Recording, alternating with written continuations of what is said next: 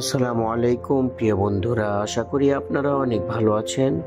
আজকে আমি আপনাদের সাথে আলোচনা করব সার্জেল 20 এবং 40 এর বিস্তারিত আলোচনা।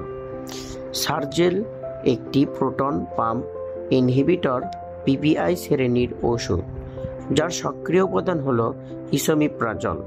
এটি পাকস্থলীতে অ্যাসিড উৎপাদন কমিয়ে গ্যাস্ট্রিক আলসার এবং অ্যাসিড রিফ্লাক্সের উপসর্গ প্রশমিত করতে সহায়তা করে। ব্যবহার বিধি: সার্জেল 20 মিলিগ্রাম এবং 40 মিলিগ্রাম ডোজে পাওয়া যায়। এটি নিম্নস্থ অবস্থায় ব্যবহৃত হয়: gastroesophageal reflux disease, erosive esophagitis, gastric ও ডুওডেনাল আলসার, হেলিকোব্যাক্টর পাইলোরি সংক্রমণ দূরীকরণ অন্য ঔষধের সাথে। Zollinger Allison syndrome. ডোজ এবং সেবন বিধি: সাধারণত সার্জেল দিনে একবার খাওয়ার পূর্বে সেবন করা হয়।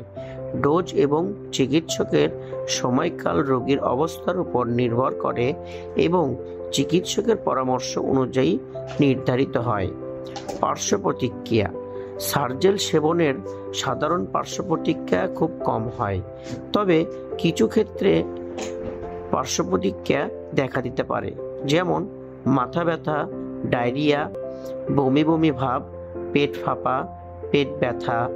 যদি উপরে যে উল্লেখিত পার্শ্ব প্রতিক্রিয়া দেখা দেয় বা অবস্থা গুরুতর হয়, তাহলে চিকিৎসকের সাথে পরামর্শ করুন। সার্জেল 20 এবং 40 মূল্য: সার্জেল 20 মিলিগ্রাম ট্যাবলেটের প্রতি পিস দাম প্রায় 7 টাকা এবং 40 মিলিগ্রাম ট্যাবলেটের প্রতি পিসের দাম 11 টাকা। সতর্কতা: সার্জেল সেবনের পূর্বে নিম্ন বিষয়গুলি অবশ্যই বিবেচনা করা উচিত। যকৃতের সমস্যা থাকলে চিকিৎসকের পরামর্শ নিন। গর্ভবতী বা স্তন্যদানকারী মায়েদের ক্ষেত্রে সেবনের পূর্বে চিকিৎসকের পরামর্শ অবশ্যই জরুরি। অন্যান্য ওষুধ সেবন করলে তা চিকিৎসককে জানাতে হবে, কারণ ইসোমিপ্রাজল কিছু ওষুধের সাথে মিথস্ক্রিয় করতে পারে।